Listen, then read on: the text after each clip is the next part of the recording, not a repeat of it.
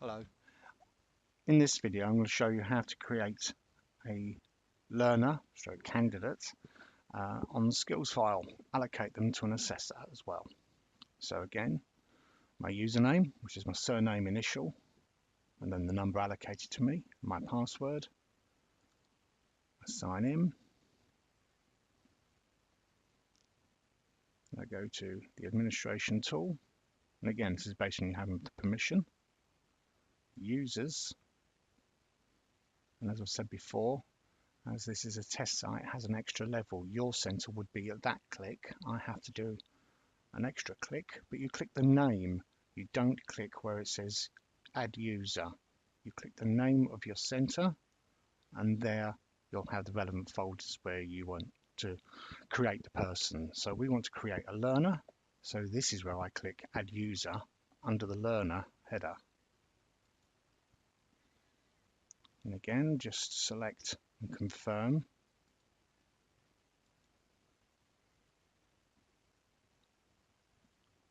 And then I enter their details.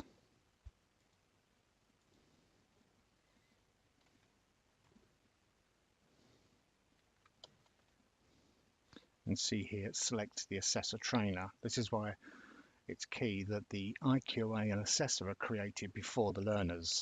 So then you can actually select their assessor.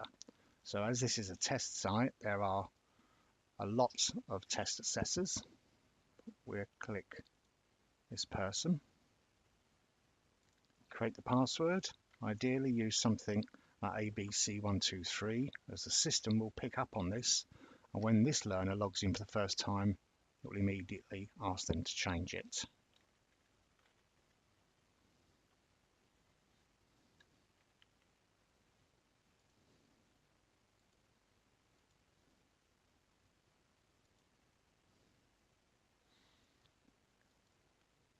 And then say just fill in the relevant boxes.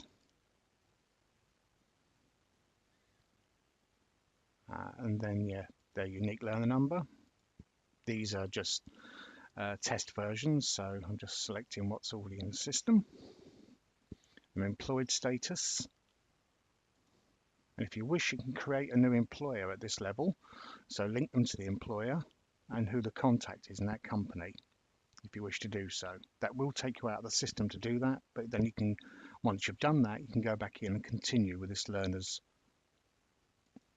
entry into Skillsfile. You'll notice an option for work-based recorder can upload, and it isn't ticked.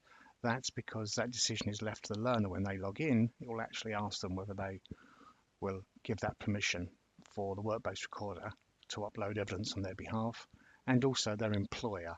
Can he actually just see how they're progressing? You'll see then you can enter a center reference if you have one, and the date they enrolled with the center. And then click Save, which is just below. What that will now do is created the learner, so you can copy their user ID there and click OK.